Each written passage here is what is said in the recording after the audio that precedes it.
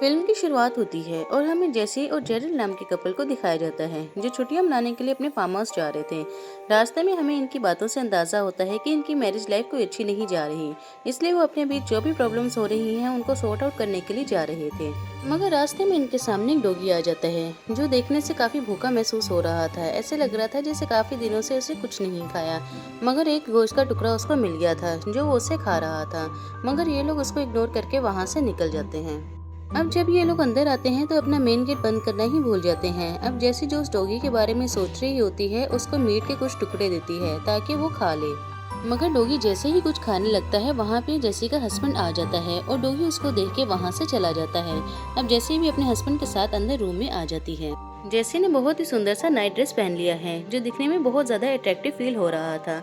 अब उसका हस्बैंड उसके पास आता है और उसको कहता है कि मैं कुछ नया ट्राई करना चाहता हूँ। अब जेरल जेसी के लिए हथकड़ियाँ लेकर आता है और उसको बेड के साथ बांध देता है। पहले तो जेसी उसे कुछ भी करने से मना नहीं करती, मगर जल्द ही वो बोर हो जाती है कि वो कैसी हरकतें कर रहा है। इसकी इस बात पे जेरल को भी बहुत ज्यादा गुस्सा आ जाता है और वो कहता है कि तुम्हारी इन्हीं हरकतों की वजह से हमारा रिलेशन अच्छा नहीं जा रहा। इसके बाद जेरल कोई मेडिसिन लेता है और पानी का गिलास बेड के ऊपर ही रख देता है।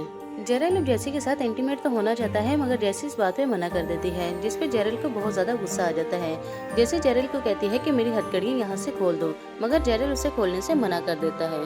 फिर हम देखते हैं कि जेरल को एकदम से हार्ट अटैक आ गया है और वो जेसी के ऊपर ही गिर चुका है। जेसी बहुत मेहनत करके अपने हस्बैंड को अपने ऊपर से नीचे गिरा देती है। वो ये समझती कि इसका हस्बैंड जिंदा है, मगर जल्दी हम देखते हैं कि उसके सर से बहुत ज्यादा खून निकल रहा है, जिससे जेसी समझ आती है कि वो अब मर चुका है। जेसी ये सब देख के बहुत ज्यादा डर जाती है क्योंकि उसके हाथों हथकड़ी के साथ बंधे हुए थे और अब कोई भी उसकी मदद करने के लिए नहीं आ सकता कि उसकी हथकड़ियों को यहाँ से खोल दे। अब मजबूरन जेसी को भी वहीं पे रहना पड़ना था। जेसी हेल्प के लिए बहुत ज्यादा चिल्लाती है, मगर इनका फार्म हाउस तो जंगल के बीचों बीच में था, लिहाजा कोई भी इसकी आवाज को सुन नहीं सकता और न ही वहाँ पे आ सकता है। अब जेसी को इसी तरह बैठे हुए शाम हो गई थी और थोड़ी ही देर में रात भी, लेकिन जेसी को कुछ कदमों की आहट महसूस होती है और वो देखती है कि वही कुत्ता जो उसको रास्ते में मिला था अब उसके कमरे में आ चुका है और वो डॉगी इसके रूम में आते ही इसके हस्बैंड की लाश को खाना शुरू कर देता है। जेसी बहुत कोशिश करती है कि डॉगी ऐसा ना करे, मगर वो नहीं रुकता और वो खाई जाता है। मगर जल्द ही इसका हस्बैंड जिंदा हो जाता है और इससे बातें करना भी शुरू हो जाता है। मगर जैसे जल्द ही ये बात समझ आती है कि उसका असल हस्बैंड यानी जेडल तो मर चुका है और जो इसके सामने है ये सिर्फ इसके माइंड की इमेजिनेशन है। अब जेसी का हस्बैंड यानी इसकी माइंड की इमेजिनेशन इससे बहुत ज्यादा बातें करना शुरू हो जाता है और जल्द ही हम देख पाते हैं कि जेसी ने अपना हाथ भी हथकड़ी से फ्री कर लिया है और वो बेड से उतर जाती है। अब ये दोनों आपस में बातें कर रहे हैं, मगर जल्द ही हम देख पाते हैं कि जैसे कि ये सब भी इमेजिनेशन है और उसके हाथ अभी तक हथकड़ी से बंधे हुए हैं और ये दोनों इसके माइंड के कैरेक्टर्स इससे आपस में एक दूसरे से बातें कर रहे हैं। अब हम देख पाते हैं कि ये दोनों लोग एक दूसरे से बातें करना शुरू हो गए हैं। गाइस, हम यहाँ पे इमेजिनरी जेसी को इमेजिनरी जेसी कह के बुलाएंगे ताकि मूवी में कोई भी कंफ्यूजन ना हो सके। इमेजिनरी जेसी जैसे की पॉजिटिव साइड्स को दिखाती है, जबकि इसका हस्बैंड जेरल इसकी नेगेटिव साइड्स को दिखाता है। वो ये कहता है कि तुम सारी जिंदगी इसी तरह हथकड़ियों के साथ बंधी रहोगी और इसी तरह तुम्हारी मौत भी हो जाएगी। मगर दूसरी तरफ इमेजिनरी जेसी इसको हौसला देती है और कहती है कि तुम यहाँ से जरूर फ्री होगी और अपनी जिंदगी दोबारा से जियोगी। तुमने कभी भी हिम्मत नहीं हारनी, बल्कि हौसले से काम लेना है और अपने आप को यहाँ से फ्री करना है। अब रियल जेसी को बहुत ज्यादा प्यास लगना शुरू हो जाती है और उसको वही ग्लास दिखता है जो उसके हस्बैंड ने रखा था। वो जैसे तैसे करके उस ग्लास को पकड़ लेती है और अपनी नाइट ड्रेस की स्ट्रिप्स को स्ट्रॉ बनाकर उसमें से पानी पीती है। पानी पीने के बाद जेसी को बहुत ज्यादा नींद आना शुरू हो जाती है और वो सो भी जाती है, मगर थोड़ी ही देर में उसको कुछ आवाजें आना शुरू हो जाती हैं जिनकी वजह से वो उठ जाती है। वो जैसे ही उठती है तो उसके सामने बहुत ज्यादा खौफनाक शक्ल का एक आदमी खड़ा होता है जिसके हाथ में कुछ हड्डियां और लोगों का कीमती सामान पड़ा हुआ था। जेसी समझती है कि ये सब भी मेरी इमेजिनेशन है, लिहाजा वो उसको इग्नोर करके दोबारा से सो जाती है। अगली सुबह को इसका हस्बैंड यानी कि इसकी इमेजिनरी कैरेक्टर इसके पास आता है और कहता है कि राज जिस आदमी को तुमने देखा था वो तुम्हारी इमेजिनेशन नहीं बल्कि एक असल आदमी था जो तुम्हारी आत्मा लेने के लिए आया था। मगर जैसे इसकी किसी भी बात का यकीन नहीं करती और इसकी सब बातों को इग्नोर कर देती है, मगर तभी उसकी नज़र फर्श पे पड़ती है जिसपे बड़े बड़े पाँव के निशान थे।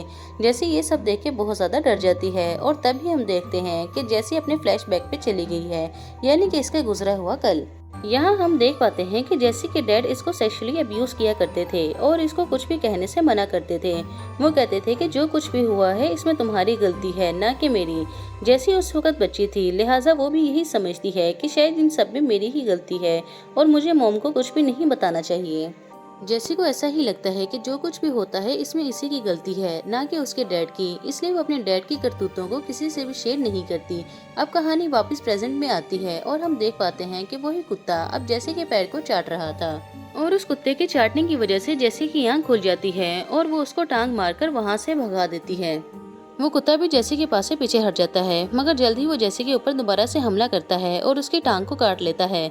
मगर थोड़ी ही देर में वो उसकी टांग को छोड़कर जेरल की बॉडी की तरफ हो जाता है और उसको खाना शुरू कर देता है।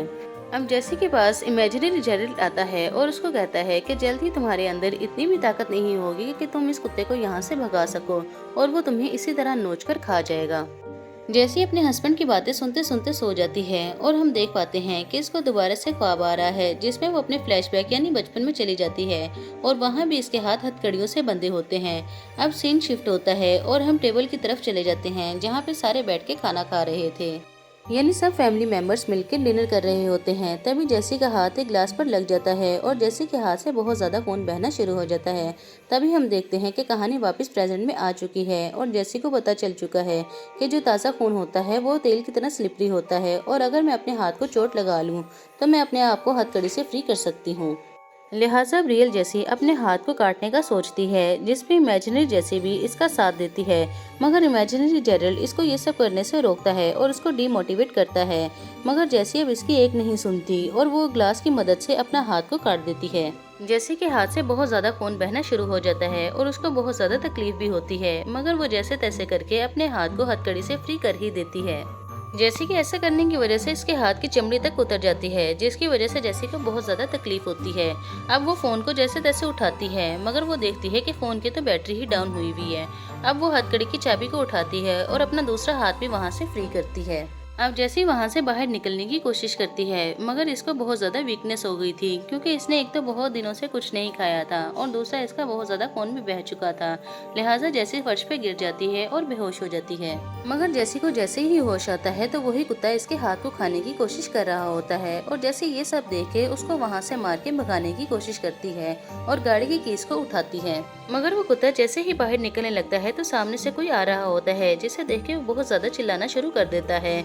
जैसी देखती है कि ये वही आदमी था जो उस रात भी उसको नजर आया था। जैसी उस आदमी से बिल्कुल भी नहीं डरती, बल्कि उसके हाथ में जो वेडिंग रिंग होती है वो उसके उसी बर्तन में डाल देती है जिसमें बहुत ज्यादा कीमती सामान और लोगों की हड्डियां होती हैं। वो ड्रोना आदमी भी जैसी को कुछ नहीं कहता और उसको वहाँ से जाने देता है। अब जैसी भी वहाँ से अपनी गाड़ी में बैठ के निकल जाती है, मगर रास्ते में कमजोरी की वजह से वो दोबारा से बेहोश हो जाती है और उसकी कार का एक्सीडेंट हो जाता है। मगर जैसी अभी तक जिंदा होती है और पास ही रह रहे लोग इसकी मदद करते हैं और इसको जल्द ही रेस्क्यू कर लेते हैं। अब अगले ही सीन में हमें ये दिखाया जाता है कि जैसी एक हॉस्पिटल में है और उसकी जान भी बच चुकी है। अब पुलिस के पूछने पर वो ये बताती है कि मुझे उस रात का कुछ भी याद नहीं और उसकी मेंटल कंडीशन को देखकर पुलिस भी इसकी बात का यकीन कर लेती है। अब आगे चलकर जेसी को जेरल की इंश्योरेंस के पैसे मिल जाते हैं, जिसकी मदद से वो अपने लाइफस्टाइल को भी चेंज कर लेती है। जेसी अब इंश्योरेंस के पैसों से एक चैरिटी को भी खोलती है जिसमें वो अब्यूज बच्चों की मदद करती है। वैसे तो जेसी की लाइफ से सारी प्रॉब्लम्स खत्म हो चुकी थी, मगर हर रात सोने से पहले इसको वही ड्रोना आदमी नजर आता था, जिसकी वजह से वो सही तरह से सो नहीं पाती थी और हर रात डरती रहती थी। जेसी के बयान के बाद पुलिस ने उस घर की इन्वेस्टिगेशन भी की थी, मगर पुलिस वालों को उसकी वेडिंग रिंग नहीं मिली थी जो उसने उसी ड्रोने आदमी को दी थी। इसके बाद जेसी को ये लगने लग जाता है कि वो आदमी एक असल आदमी था, न कि इसके माइंड की कोई इमेजिनेशन। इसके बाद वो एक न्यूज़पेपर को देख रही होती है जिसमें ये न्यूज़ छपी हुई थी कि किसी ने एक आदमी को मार डाला और उस मर्डर की शक्ल सेम उसी आदमी जैसी थी जिसको वो हर रात देखा करती थी और अपनी वेडिंग रिंग भी उसने उसको दी थी।